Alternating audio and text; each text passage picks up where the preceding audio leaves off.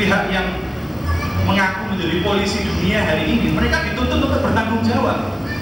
Kenapa sudah puluhan ribu tewas, jelas didolimi oleh pemerintahan Bashar Assad, kenapa mereka tidak turun tangan? Tetapi mereka menghadapi dilema yang lahir dari pembagian wilayah oleh Said Speicher tadi. Kenapa? Karena Syria ini berbatasan langsung dengan negeri Israel. Berbatasan langsung, bahkan pada tahun 67 setelah perang 6 hari, Israel menduduki kawasan Golan, ya. Kawasan yang tadinya sebelum saya kesana saya bayangkan itu ya gunung pasir yang tidak begitu penting. Ternyata Golan ini adalah wilayah cadangan air terbesar dan terbaik di Syam. Saya bertanya kepada orang-orang Suriah, kenapa Golan dulu direbut oleh Israel? Karena Israel butuh air. Semua manusia butuh air, dan kebutuhan air sangat terasa di daerah-daerah yang iklimnya itu kering, seperti di Timur Tengah. Maka kemudian Golan menjadi incaran Israel untuk menunjang stabilitas kebutuhan airnya. Dan yang menarik, ya, bertolak belakang dengan apa yang sering disampaikan bahwa Syria di bawah dinasti Assad itu adalah musuh Israel yang paling nyata, bersama kelompok yang menamakan dirinya Hizbullah di Lebanon, di dalam mereka menentang dan menyerang Israel. Justru informasi dari orang-orang Suriah yang sempat kita temui, diantaranya ada seorang Afid, seorang brigadir jenderal bekas perwira tinggi di militer Suriah yang kemudian membelot. Kami banyak temui seperti itu karena banyak di antara militer Suriah sendiri adalah ahli sunnah. Ketika kekuasaan Bashar Assad itu masih kuat, mereka kena wajib militer. Semua penduduk usia 18 tahun kena wajib militer. Itu juga menjelaskan kenapa kok perlawanan begitu cepat. Karena seluruh laki-laki dewasa di Suriah itu punya pengalaman 2 tahun pegang senjata, jadi wajib militer. Nah, cerita dari Akim tadi, dari Brigjen tadi, dia menyatakan bahwa selama beliau bertugas di kemiliteran Suriah, sebenarnya omong kosong kalau dikatakan pemerintahan rezim Suriah di bawah dinasti Assad itu memusuhi dan menjadi musuh bebuyutan dari Israel. Menurut beliau, banyak sekali kesempatan di saat militer Israel ini lengah, di saat pasukan Suriah ini punya kesempatan untuk bisa merebut kembali Golan, itu ternyata dilewatkan begitu saja. Saya bisa memahami kegeraman beliau. Tentara itu melihat dengan perspektif militer. Kita tahu ketika Timur Timur lepas dari Indonesia dengan referendum tahun 99, ya, saya kira banyak di antara personil TNI maupun perwira TNI yang kecewa, direbut dengan berdarah-darah tapi kemudian dilepas dengan referendum. Ketika Aceh, ya, ketika kekuatan separatis di Aceh itu sudah konon katanya, menurut versi Jenderal yang bisa dia itu tinggal dipukul dengan pukulan terakhir, tetapi kemudian diambil kebijakan untuk berunding dan kemudian berdamai, dan pihak GAM mendapatkan konsesi politik sehingga sekarang mereka menduduki posisi-posisi penting dari gubernur sampai camat. Saya yakin banyak di antara para perwira TNI itu kecewa itu juga dirasakan oleh Brigjen yang saya temui tadi, bahwa sebenarnya banyak kesempatan untuk memukul Israel dan merebut kembali Golan, tetapi dilewatkan begitu saja. Nah, ini menguatkan beberapa temuan yang informasi yang beredar bahwa lepasnya Golan dari Suriah pada tahun 67 sebenarnya adalah perjanjian rahasia antara Bashar al-Assad dengan pemerintah Israel. Kalau ada yang menyatakan bahwa Suriah adalah justru menjadi penjaga Israel, menjaga Israel dari arah perbatasan sehingga dia tidak menghadapi ancaman dari kaum muslimin, itu tidak berlebihan. Karena realitanya menurut perwira Suriah yang sekarang membela itu, sebenarnya tidak pernah serius Suriah menghadapi Israel. Nah, ini situasi yang terjadi seperti itu. Situasi yang terjadi seperti itu sehingga bagi negara-negara barat, terutama Amerika Serikat yang punya kepentingan besar dengan kuatnya Israel di Timur Tengah, maka buat mereka tidak menguntungkan kalau rezim yang selama ini justru melindungi kepentingan Israel itu jatuh. Itu sebabnya sampai sekarang sudah 2 tahun Barat belum mau ikut campur, nggak mau turun tangan. Kemarin sempat ada koalisi beberapa negara Barat dan Timur Tengah yang membuat aliansi bernama Friends of Syria. Mereka sudah berunding di Qatar, di Doha, dan kemudian mereka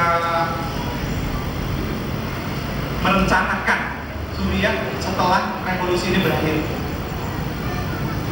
Mereka bikin koalisi oposisi.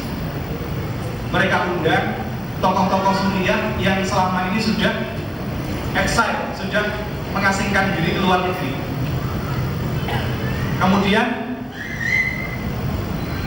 negara-negara yang tergabung di dalam sahabat Suriah ini kemudian menjanjikan bantuan untuk membangun dan merehabilitasi Suriah selepas konflik. Disiapkan dana sampai puluhan juta dolar. Realisasinya ternyata kemudian koalisi oposisi yang sebenarnya mereka bentuk untuk kepentingan mereka itu sampai protes sendiri ketika ada pertemuan di Prancis. Mana? Katanya kami mau dibantu. Dan kemudian mereka menyatakan bantuan paling konkret buat kami hari ini adalah senjata dan amunisi. Senjata dan amunisi. Dan itu sampai sekarang poin senjata dan amunisi itu tidak diberikan oleh negara-negara barat. Bantuan masuk, memang ada military equipment, perlengkapan militer yang dijanjikan oleh mereka kepada pihak pemberontak Suriah. Tapi realitanya perlengkapan yang mereka izinkan untuk masuk itu bukan perlengkapan yang memadai untuk bertempur. Apa artinya pakaian seragam kalau nggak ada senjata dan nggak ada peluru? Apa artinya night vision misalnya, teropong penglihatan malam kalau yang dihadapi adalah serangan udara? Maka terjadilah seperti yang terjadi. Seolah-olah mereka membantu, seolah-olah mereka berkepentingan terhadap bebasnya rakyat Syria dari rezim Bashar al-Assad, tetapi realitanya sampai saat ini sebenarnya kaum muslimin di Syria kemudian ikhwas sekalian, ketika kami sampai di sana, sejujurnya perasaan pertama yang kami rasakan itu adalah malu. Kami bertemu dengan masyarakat di sana, para aktivis dan relawan di sana. Kemudian setelah beberapa lama kami bergaul, alhamdulillah kami mendapatkan akses juga untuk bertemu dengan beberapa tokoh-tokoh dalam perlawanan di sini. Di antara pertanyaan yang waktu itu susah kami jawab, kami bertemu dengan sebuah kelompok perlawanan di sana, sebuah katibat di sana. Mereka bertanya, Indonesia itu seberapa besar negerinya? Oh, besar sekali negeri kami. Kami punya 13.000 lebih pulau. Oh, mereka terbelah karena mereka hanya punya 1 pulau. Jadi Mereka sebuah jazirah, sebuah daratan, tapi kemudian ada sebuah pulau kecil, tempat wisata dan sentra nelayan di sana. Berapa penduduknya? Jumlah kami sekarang 230 juta lebih. Mereka terbelalak lagi karena mereka hanya sekitar 20 juta. Kita bisa bilang, negeri Suriah ini kalau di Indonesia penduduknya dikumpulkan paling hanya satu provinsi. Luar biasa, banyak sekali penduduk antum. Berapa persen yang muslim? Barangkali sekitar 85%-nya adalah muslim. Nah, kemudian apakah negeri antum muslimnya ahlu sunnah? Oh iya, kebanyakan kami adalah ahlu sunnah, kebanyakan kami adalah menganut madhab syafi'i, hampir sama dengan kami rupanya. Tapi kemudian pertanyaan berikutnya membuat saya jadi telur lidah saya. Kenapa kalian baru datang setelah 2 tahun lebih kami di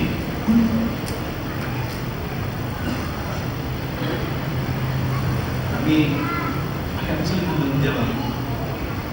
Kalau kami jawab jujur bahwa sebenarnya kebanyakan kaum muslim Indonesia belum punya kepedulian kepada Suriah, kami mempermalukan bangsa ini di hadapan saudara kita sama muslim. Tapi mereka tahu sebenarnya, mereka tahu dari berita-berita bahwa sebenarnya memang kita ini bangsa muslim yang belum cukup punya kepedulian terhadap saudara seimannya di luar negeri. Ya. Barangkali kalau mereka bertanya tentang kehebatan militer di negeri ini, kecanggihan teknologi pesawat tempurnya, barangkali mereka akan bertanya, kenapa pesawat kalian nggak dikirim ke sini? Kenapa tentara kalian yang gagah-gagah itu nggak dikirim ke sini? Barangkali mereka akan bertanya seperti itu. Nah, ini satu poin yang membuat kami sejujurnya agak malu. Dan kemudian setelah kita berinteraksi dengan mereka selama beberapa lama, subhanallah, kami belum pernah menemukan masyarakat yang pemahamannya terhadap tawakal kepada Allah itu sampai seperti ini. Kami menyaksikan orang-orang tua yang tidak mengungsi dari kampungnya. Kami tanya, Abu Muhammad, kenapa antum tidak mengungsi? Kemudian dia menjawab, yakin selama nyawa saya ini masih melekat di badan, selama saya ini belum mati, saya akan mempertahankan kampung saya. Meskipun saya tidak punya senjata kecuali seadanya. Perlu diketahui, awal-awal revolusi saya tanya, antum awal revolusi dapat senjata dari mana? Ya, kami cuma punya bedil manuk. Ya, mereka punya tradisi berburu-buru. Kemarin kami